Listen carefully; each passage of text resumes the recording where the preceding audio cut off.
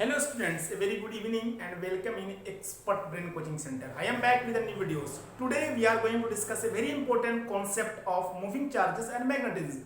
In today's lecture, we are going to discuss about force on current carrying wire placed in a magnetic field. जब कोई current carrying wire magnetic field के अंदर में रखा जाता है तो उसके ऊपर में कितनी फोर्स अप्लाई होती है, ये हम लोग सीखेंगे। इससे पहले हम लोग ये देख रहे थे कि when a moving charges are placed in a magnetic field, then it experiences a force. That force is known as magnetic force. And the formula was F is equal to Q into V cross B or F is equal to QVB sin theta. हम लोगों ने अभी तक ये देखा था कि जब कोई मूविंग चार्ज को मैग्नेटिक फील्ड के अंदर में रखा जाता है, इट एक्सपीरियंसेस अ फोर्स, वो एक फोर्स को एक्सपीरियंस करता है, उसको बोलते हैं मैग्नेटिक फोर्स। हमारा फॉर्मूला था F is equal to Q into V cross B। जब क्रॉस रिमूव करते थे F is equal to QVB sin theta, ये था। लेकिन आज के लेक्चर में हम लोग ये देखेंगे जब कोई करंट कैरिंग वायर को मैग्नेटिक फील्ड के अंदर में रखा जाता है तो उसके ऊपर में कितनी फोर्स अप्लाई होती है। ठीक है, तो देखो इसको स्टार्ट करने से पहले मैं छोटा सा आपको एक कॉन्सेप्ट सिखाना चाहता हूं। देखो हमारे पास कोई एक वायर है, ठीक है, ये एक वायर है, मैंने इतना ठीक दिखाया समझाने के लिए। सपोज इसके अंदर से करंट फ्लो कर रहा है आई, इसके अंदर से करंट फ्लो कर रहा है आई। देखो ये बात तो पहले याद रख लो कि जब कहीं पे लिखा हुआ है या कहीं पे ये बात आ जाए current carrying wire, current carrying wire का मतलब होता है many charges inside the wire are in motion. Current carrying wire का मतलब होता है many charges inside the wire are in motion, ढेर सारे चार्ज वायर के अंदर में मोशन में है। जो हमारा फार्मूला होता है इसका आई का, मैंने पढ़ा था वीना VDENA, इसका मतलब होता है drift velocity, charge of electron, number of charge per unit volume, और एक का मतलब होता है एरिया ऑफ क्रॉस सेक्शन। ठीक है, तो हम लोग ये मानते हैं कि जिधर करंट का डायरेक्शन होगा उधर ही हमारा प्लस क्यू का डायरेक्शन होगा। ठीक है, अब इस वायर को हम लोग पुट अप करते हैं मैग्नेटिक फील्ड के अंदर में। If we put this wire in a magnetic field, magnetic field मैंने क्रॉस दिखाया, तो क्रॉस का मतलब होता है डायरेक्शन, डायरेक्शन किधर है, इनसाइड है। अब देखो हम लोगों को फाइंड आउट करना है डायरेक्शन ऑफ फोर्स। तो डायरेक्शन ऑफ फोर्स को कैलकुलेट करने के लिए हमारे पास दो मेथड है हम लोगों को मिल रही है, एक है फ्लेमिंग लेफ्ट हैंड रूल और सेकंड हमारा है राइट हैंड पाम रूल। तो राइट हैंड पाम रूल काफी इजी है। क्या है सर, देखो जिधर डायरेक्शन है मैग्नेटिक फील्ड का उधर शो करो कर्ल फिंगर को, इनसाइड शो कर दिया, और जिधर डायरेक्शन ऑफ करंट है उधर थंब शो करो डायरेक्शन ऑफ करंट, और जिस डायरेक्शन में पाम होगा उस डायरेक्शन में हमारा मैग्नेटिक फोर्स होगा, ऊपर होगा ये। फिर से जिस डायरेक्शन में मैग्नेटिक फील्ड उस डायरेक्शन में फिंगर कर्ल वाले, और जिस डायरेक्शन में डायरेक्शन ऑफ करंट उधर थंब शो कर दो, और palm shows direction of force, इस डायरेक्शन में होगा। ठीक है, तो आपको ये बात समझ में आ गई कि डायरेक्शन कैसे कैलकुलेट किया जाता है। और मैं पहले से ही बताता आ रहा हूं कि magnet moving charges and magnetism, पूरा खेल जो है मैग्नेटिज्म का वो हैंड का है डायरेक्शन को फाइंड करने के लिए। तो आपने ये सीखा कि अगर हमारा कोई करंट कैरिंग वायर है, इसका मतलब क्या है, उसके अंदर में ढेर सारे चार्जेस हैं और वो मोशन में है। ठीक है, भूलिएगा नहीं इसको। अब हम क्या करेंगे, ये सीखेंगे जब कोई करंट कैरिंग वायर को मैग्नेटिक फील्ड के अंदर में रखा जाता है तो उसके ऊपर में कितनी फोर्स अप्लाई होती है, इसको हम लोग डिराइव करने की कोशिश करेंगे। Let us now see how we will derive formula to calculate F. तो सबसे पहले हम लोग ड्रा करेंगे यूनिफॉर्म मैग्नेटिक फील्ड।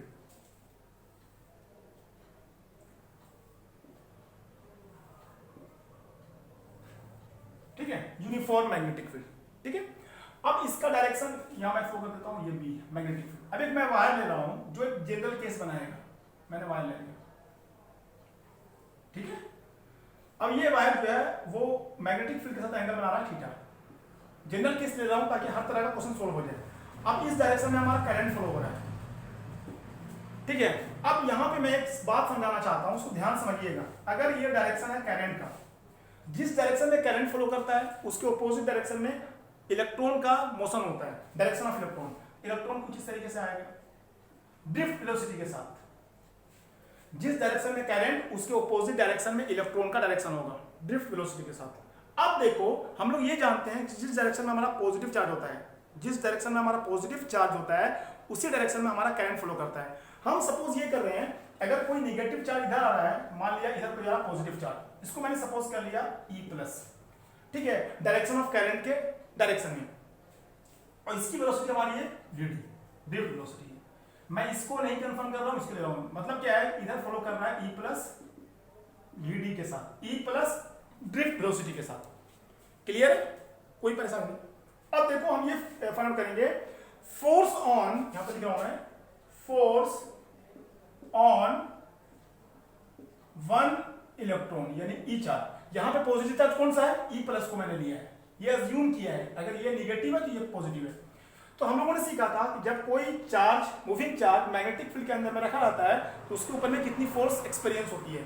फॉर्मूला होता था Q is equal Q into V cross B. यहाँ पे Q क्या है, E है, V का मतलब drift velocity into B, sorry into magnetic field. ये एक चार्ज पे इतनी फोर्स अप्लाई होगी, E into velocity into magnetic field. Velocity कौन सी है, ड्रिफ्ट वेलोसिटी है।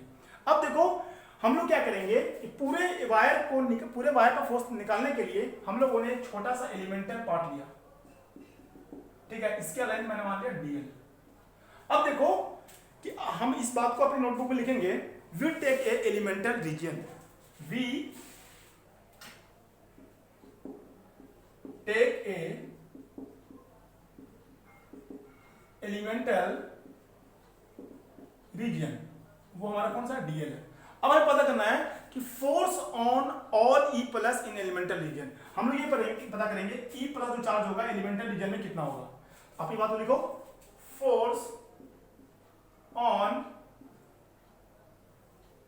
फोर्स ऑन एलिमेंटल, या फिर ऐसे तो force on all e plus in elemental region, कितनी फोर्स अप्लाई हो रही है एलिमेंटल रीजन में। तो देखो हम लोग ये मान लेते हैं कि यहां पे क्या है, n है, टोटल जो चार्ज हमारा n है, कैपिटल N मान लेते हैं, ठीक है। एलिमेंट के एलिमेंटल रीजन के अंदर इतना है, ठीक है। n इलेक्ट्रॉन है, n इलेक्ट्रॉन आर प्रेजेंट, ठीक है। हमने ये मान लिया इस एलिमेंटल रीजन में हमारा n इलेक्ट्रॉन प्रेजेंट है। अब ये बता दो जब एक के लिए उतना है, n के लिए कितना हो जाएगा, बोलो, फॉर्मूला हो जाएगा n e v d sin theta. जब लोग क्रॉस हटा देते आता है, ये फॉर्मूला आ गया, ठीक है, n e v d sin theta. ये आ गया हमारा टोटल फोर्स अप्लाई होगा एलिमेंटल वाले एरिया में या एलिमेंटल रीजन में। अब देखो हम लोग ये फाइंड आउट करेंगे n होता क्या है। तो देखो छोटा n का मतलब क्या है, इसको आप साइड में ना, n का मतलब होता है number of free electron per unit volume. इसका मतलब होता है number of free electron per unit volume, ठीक है। n का मतलब ये होता है number of electron per unit volume. अब देखो यहां पे अगर मैं लिखूं वॉल्यूम है, यहां पे नंबर ऑफ इलेक्ट्रॉन है, ठीक है, यहां पे वॉल्यूम, यहां पे नंबर ऑफ इलेक्ट्रॉन। अब देखो अगर वॉल्यूम 1 है n इलेक्ट्रॉन है, वॉल्यूम 2 है तो 2 इलेक्ट्रॉन है। इसी तरीके से अगर हमारे पास टोटल वॉल्यूम हो, इसका एरिया ए, वॉल्यूम क्या होगा, वॉल्यूम होगा area into DL. Area into length क्या होता है हमारा, वॉल्यूम होता है, वॉल्यूम होता है एरिया इंटू लेंथ। तो अगर हमारे पास ए डीएल इतना वॉल्यूम है तो हमारे पास नंबर ऑफ इलेक्ट्रॉन कितना होगा, ए डी एल एन, इतना हमारे पास में होगा नंबर ऑफ इलेक्ट्रॉन। वॉल्यूम 1 के लिए n इलेक्ट्रॉन, 2 के लिए 2n इलेक्ट्रॉन, और वॉल्यूम ADL के लिए, ADL कैसे है सर, एरिया इनटू लेंथ हमारा होता है वॉल्यूम, ठीक है। अब हम n की जगह पे यूज करेंगे ADLN, ठीक है। आप इसको रफ में लिख लीजिएगा, मैं इसको इरेज कर देता हूं, स्पेस कम इसलिए। अब देखो मैं उस n को रिमूव कर रहा हूं, उसकी जगह क्या लिख देंगे, ADLN, ADL इन VD साइन थीटा, ठीक है। ये क्या आ गया, ये आ गया छोटे से पार्ट के लिए, इतने से पार्ट के लिए इतनी फोर्स अप्लाई होगी, इस एलिमेंटल एरिया के लिए इतनी फोर्स अप्लाई होगी। अब पूरे वायर के लिए चाहिए तो what we will do, we will integrate, हम लोग इंटीग्रेट कर देंगे। आप नेक्स्ट टाइम में लिखिएगा इंटीग्रेटिंग बोथ साइड, मैंने इंटीग्रेट कर दिया, इंटीग्रेट करने क्या आएगा, एफ आएगा। अब देखो इसमें हमारी कांस्टेंट वैल्यू क्या है और वेरिएबल वैल्यू क्या है। देखो एरिया ऑफ क्रॉस सेक्शन तो कांस्टेंट है, जो कांस्टेंट है उसको बाहर ले लो, n भी कांस्टेंट है, e भी कांस्टेंट है, ड्रिफ्ट वेलोसिटी भी कांस्टेंट है, और थीटा भी कांस्टेंट है। हम ये मान रहे हैं थीटा हमारा कांस्टेंट है, सिर्फ वेरिएबल हमारा है dl। वेरिएबल क्या हमारा dl है। अब देखो इसको इंटीग्रेट करेंगे तो देखो यहाँ पे a n e v d sin theta DL का इंटीग्रेशन हमारा होगा एल। कोई परेशानी नहीं सर। अब देखो क्या हम वी डी एन ई को, इस पार्ट को वी ना को हम लिख सकते हैं, आई लिख सकते हैं, ऑफ कोर्स लिख सकते हैं, और मैग्नेटिक फील्ड भी तो होगा, कहां लिख दिया, n e v d, n e v d, sorry यहां पे बी आएगा ना, देखो कंपाउंड जब ब्रेक करेंगे यहां पे बी आएगा, बी साइन थीटा, ठीक है, हर जगह पे बी रहेगा, बी में छूट गया है बी, ठीक है। देखो हमारा फॉर्मूला होता है e v d cross B, जब इसे कंपोनेंट प्रयोग करोगे तो बी भी तो आएगा ना, v d B cos v d B sine theta. देखो यहाँ पे इसकी जगह पे मैं लिख दूंगा आई, फॉर्मूला क्या होता है बी ना, मैंने सिखाया आपको, फॉर्मूला होता है आई का वी डी एन ई ए, ये होता है। तो मैं इसको रिप्लेस कर रहा हूँ आई से, यहाँ पे आ जाएगा आई बी साइन थीटा एल, ये हमारा टोटल फोर्स आ रहा है वायर के ऊपर में, इतना फोर्स वायर के ऊपर अप्लाई होगा। अब देखो यहाँ पे जो थीटा है, ये थीटा जो हमारा है वो हमारा angle between B vector and L vector. देखो एल वेक्टर कब होगा, अगर एल को हम वेक्टर मान लें, एल को अगर हम क्या मान लें, वेक्टर मान लें, एल क्या sir, length of the wire, अगर इसको हम लोग वेक्टर मान लें। अब देखो एल किधर डायरेक्शन होगा, L will be in the direction of wire, L का जो डायरेक्शन होगा वो वायर का डायरेक्शन होगा, जिधर वायर का डायरेक्शन होगा उधर ही हमारा एल का डायरेक्शन होगा। अब ये देखो कि यहां से मैं लिख रहा हूं इस तरीके से अरेंजमेंट कर रहा हूं, B I L sine theta, theta क्या हमारा बी और एल का ये क्या हमारा बी क्रॉस। अब देखो अगर मैं इसको बाहर ले लूं, किसको, आई को बाहर ले लूं, तो इसको ऐसे सकते हैं आई एल क्रॉस बी, ये लिख दे रहा हूं। अब सर कोई बच्चा बोलेगा, सोचेगा कि सर मैं इसको ऐसे लिख सकता हूं आई बी क्रॉस एल। देखो ये फॉर्म नहीं लिखते हैं, ये फॉर्म लिखते हैं, क्यों, क्योंकि ये जो है ना इस तरह से मैच कर रहा है। देखो जिधर जा रहा मैग्नेटिक फील्ड उधर मैग्नेटिक फील्ड डायरेक्शन रखो, और जिधर करंट वो रखो, फोर्स किधर होगा, इधर होगा, ठीक है। तो जो डायरेक्शन जिधर मैच करेगा उसी को हम इसको लेंगे, इधर लेंगे, डायरेक्शन सेम है। तो यहाँ पे देखो सेम का मतलब क्या है कि जो फोर्स होना चाहिए वो परपेंडिकुलर टू लेंथ भी होना चाहिए, और force perpendicular to magnetic field भी होना चाहिए, फोर्स परपेंडिकुलर टू लेंथ भी होना चाहिए और force perpendicular to magnetic field होना चाहिए। इसीलिए हम लोग ये पेज को ना लेके इसको लेते हैं, ठीक है। फोर्स जो होगा I L cross B, clear है, कोई दिक्कत नहीं सर। अब देखो कि जो सबसे इंपॉर्टेंट है क्या है कि when force will be maximum, किस केस में मैग्नेटिक फील्ड के द्वारा वायर के ऊपर में मैक्सिमम फोर्स लगेगा। तो आप इसको नोट डाउन कर लो, ठीक है, मैं यहां पर देता हूं इसको इरेज करके, समझ तो आ रहा ना, ठीक है। अब देखो मेरे पता करना है कि when force will be maximum, force जो होगा मैक्सिमम कब होगा, किस केस में फोर्स मैक्सिमम होगा। तो देखो मेरी बात सुन लो कि ये मैक्सिमम होगा जब साइन थीटा की वैल्यू कितनी हो जाए, 1 हो जाए। जब साइन थीटा की वैल्यू 1 हो जाए तो ये फोर्स क्या आएगा, मैक्सिमम आएगा।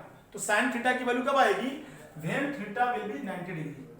अब सवाल होता है थीटा किसके बीच का एंगल है, थीटा जो हमारा है वो हमारा एल और बी के बीच का एंगल। अगर ये लेंथ एल और ये दोनों परपेंडिकुलर होगा, क्या होगा, परपेंडिकुलर होगा, तब उस केस में हमारा जो एल का वैल्यू जो थीटा क्या होगा हमारा 90 डिग्री होगा, क्या होगा 90 डिग्री। अब देखो कि यहाँ पे हम लोग बहुत सारे कंपोनेंट ब्रेक कर देते हैं। कुछ बच्चे सोचते हैं कि सर ये वाला क्यों लिया, अगर इसका कंपोनेंट ब्रेक करोगे तो क्या आएगा, वी डी कॉस थीटा, ये हमारा होगा वी डी साइन थीटा। तो मैंने पूरे केस में ये लिया, क्यों, कि जो लेंथ होना चाहिए वो मैग्नेटिक फील्ड के, लेंथ जो होना चाहिए वो मैग्नेटिक फील्ड के परपेंडिकुलर होना चाहिए। ये थीटा जो हमारा क्या हुआ है, लेंथ जो हमारा होना चाहिए मैग्नेटिक फील्ड के परपेंडिकुलर होना चाहिए। कहने का मतलब ये है फोर्स मैक्सिमम होगा when theta will be 90, sine theta की वैल्यू क्या होगी 1 होगी। और इसका मतलब मैं यहां से देता हूं एल जो होगा वो परपेंडिकुलर होगा बी के, ठीक है। तब यहां से जो फोर्स का फॉर्मूला आ जाएगा वो आ जाएगा बी आई एल। अब देखो कि बहुत सारे बच्चे इसको भूल जाते हैं, रट्टा मार के रखते हैं। मैं आपको कंसेप्ट सिखा रहा हूं, इट्स वेरी अमेजिंग कॉन्सेप्ट। ये मैंने स्टूडेंट से ही सीखा है। क्या सीखा है, देखो स्नेक कहां पे रहता है, स्नेक होल में रहता है, बिल में रहता है। स्नेक कहां रहता है, बिल में। तो देखो बिल, बी मतलब मैग्नेटिक फील्ड, आई का मतलब करंट, एल का मतलब लेंथ ऑफ द वायर। कितना सिंपल है ये। अगर आपको पता करना हो कि कोई करंट कैरिंग वायर को मैग्नेटिक फील्ड के अंदर में रखा जाए तो फोर्स कितना होगा। आप ये याद रखना 90% केसों में जो हमारा क्वेश्चन आएगा उसमें हमारा थीटा 90 डिग्री होगा 90% केस में। और अगर 90 डिग्री नहीं बनेगा तो बी आई साइन लगा देना। फोर्स निकालने का एक सिंपल याद रखो फॉर्मूला, बहुत अमेजिंग कॉन्सेप्ट है ये। क्या है? F is equal to B I L, बिल, magnetic field, current and length of the conductor. ठीक है, अब देखो हम लोगों को निकालना हो direction of force. Direction of force अगर निकालना है तो कुछ भी नहीं करो, use right hand thumb rule या राइट हैंड पाम रूल। तो जिधर हमारा कल फिंगर होगा direction of magnetic field, thumb direction of current and palm will show direction of force. जिस जगह पे निकालना है उसको निकाल देना। Right hand palm rule use करके you can find out direction of force. आप डायरेक्शन ऑफ फोर्स इसको फाइंड आउट कर सकते हो right hand palm rule use करके। ठीक है, एक काम करते हैं, एक दो इसके ऊपर में सिंपल क्वेश्चंस कर लेते हैं जहां पे हम लोगों का राइट हैंड पाम रूल इस्तेमाल करके डायरेक्शन ऑफ फोर्स को पता करेंगे। ठीक है, आप सुन लो पॉज करके।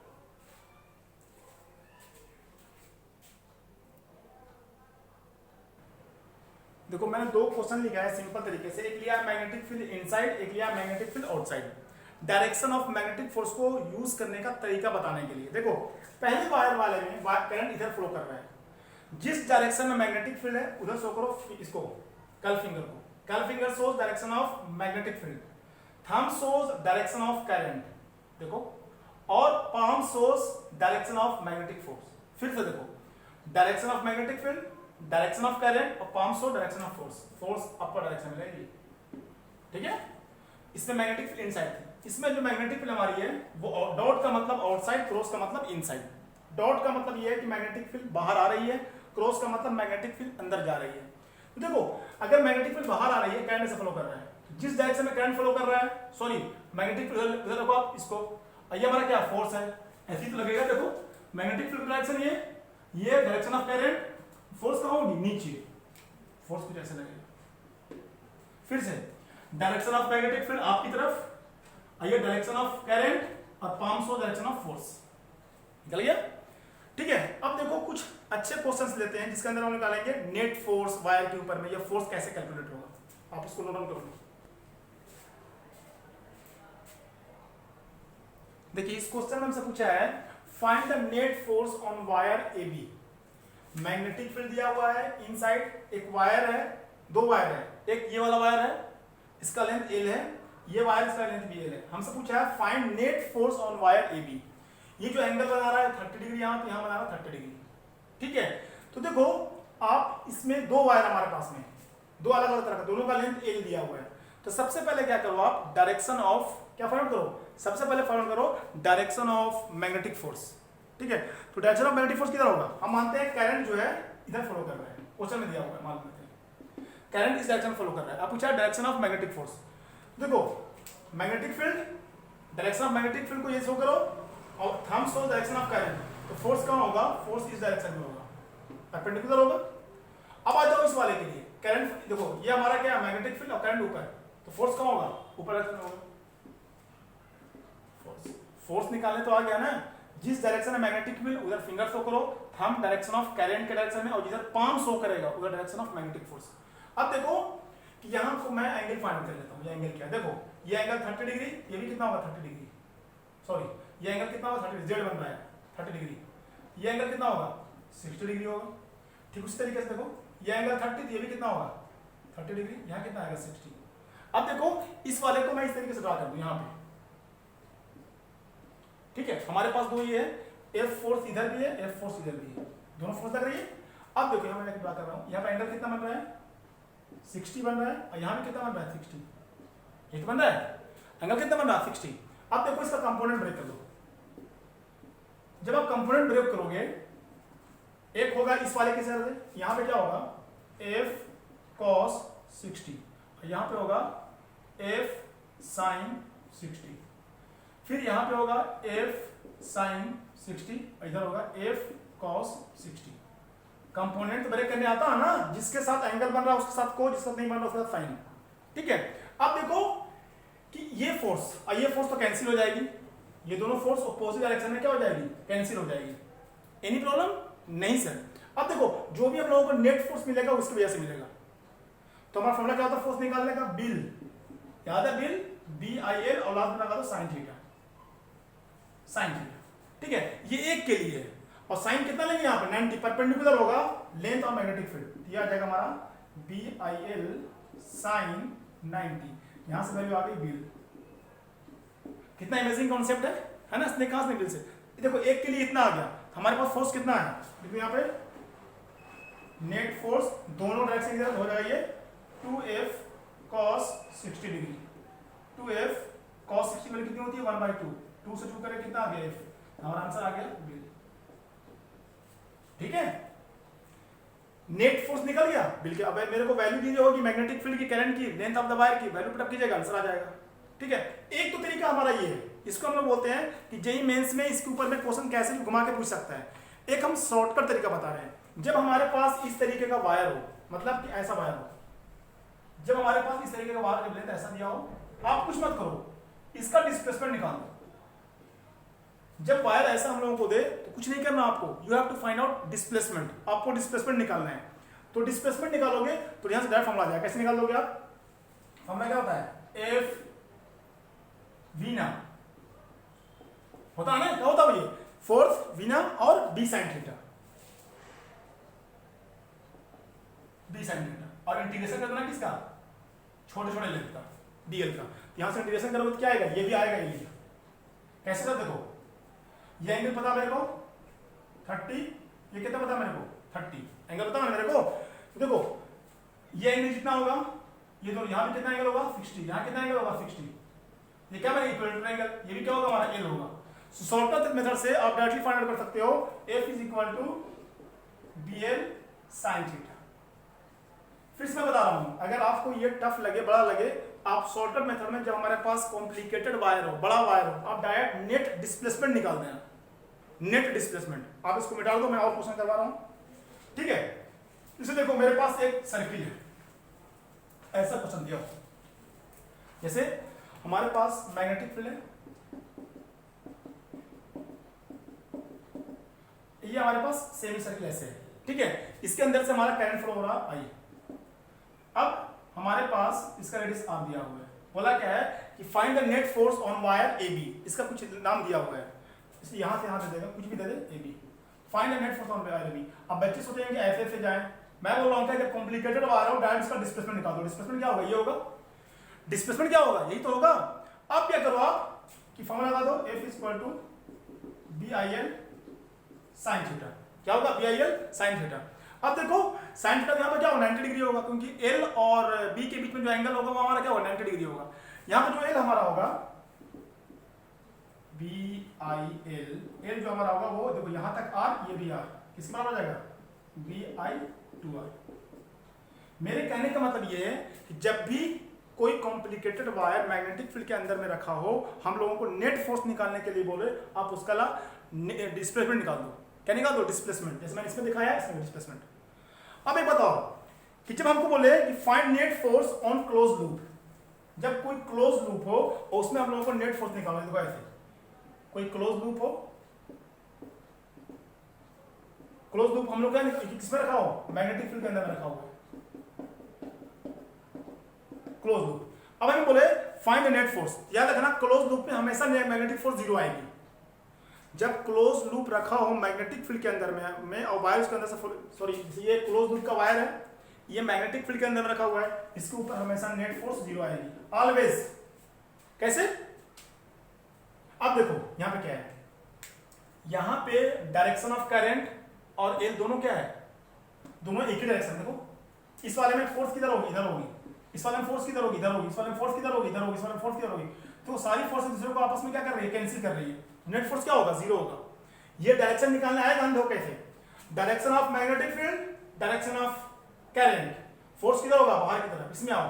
Direction of magnetic field, direction of current, force कहां होगा, ऊपर, इसमें आओ। मतलब हर क्लोज लूप अगर होगा तो नेट फोर्स जीरो आएगी, चाहे वो इक्विलेटरल ट्रायंगल हो ना हो। अगर ये क्लोज लूप है, वायर का बना हुआ, मैग्नेटिक फील्ड में रखा हुआ है, तो हमारी नेट फोर्स हमेशा क्या आएगी, जीरो आएगी। इस बात को आप लिख लो, नेट फोर्स जो कोई भी क्लोज लूप हो यूनिफॉर्म मैग्नेटिक फील्ड में रखा हुआ है, उसका नेट फोर्स जीरो आएगा। कोई भी क्लोज लूप हो, वायर का बना हुआ, मैग्नेटिक फील्ड के अंदर में रखा हुआ है, तो उसका नेट फोर्स क्या आएगी? जीरो। रीजन सारी फोर्स को कैंसिल कर देती है। इसको अपना नोट करो। देखो स्टूडेंट्स, अब हम लोग केस लेते हैं नॉन यूनिफॉर्म मैग्नेटिक फील्ड का। जब कोई वायर नॉन मैग्नेटिक फील्ड के अंदर में रखा जाता है तब उसके ऊपर में कितनी फोर्स अप्लाई होगी। अभी तक जो हम देख रहे थे वो यूनिफॉर्म का था। देखो मैंने नॉन यूनिफॉर्म में क्या लिया है। हमने सबसे पहले I1 करंट लिया, एक वायर है इनफाइनाइट बड़ा है, यहां देखो इनफाइनाइट उसका करंट फ्लो कर I1। अब इस वायर से a डिस्टेंस पे दूसरा करंट I2 है, इस वायर से A2 डिस्टेंस पे a डिस्टेंस पे एक वायर I2 है। अब देखो ये जो हमारा इनफाइनाइट वायर है, जब इनफाइनाइट वायर से करंट फ्लो करता है उसके तरफ जो चारों तरफ मैग्नेटिक फील्ड जनरेट होती है उसका फॉर्मूला ये होता है, magnetic field due to a straight current carrying wire, formula ये होता है mu naught B equal to mu naught upon 4 I1 upon A। इसको हम पढ़ चुके हैं, ये फार्मूला होता है।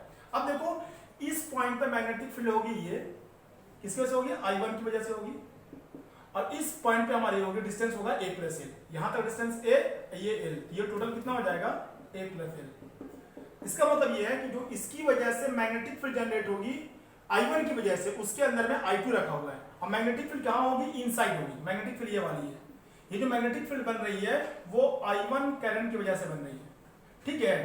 अब देखो हम क्या करते हैं कि कैलकुलेट करते हैं फोर्स I2 पे इस वाली मैग्नेटिक फील्ड से कितनी अप्लाई हो रही है। Force on finite wire current carrying I2, formula FIBL sin 90, formula आ गया F इक्वल टू BIL। लेकिन प्रॉब्लम ये है कि मैग्नेटिक फील्ड वेरिएबल है, यहाँ पे मैग्नेटिक फील्ड बार बार चेंज हो रहा है, यहाँ पे कुछ और है, डिस्टेंस है, यहाँ पे a प्लस एल है। मैग्नेटिक फील्ड इज वेरिएबल, तो वेरिएबल है तो हम लोग क्या करते हैं, we will cut element dx। हम लोग यहाँ से इस पॉइंट पे एक एलिमेंट कट कर रहे हैं जिसका नाम dx है, और ये डिस्टेंस हमारा यहाँ से है x। लिख दिया, we will cut element dx at distance x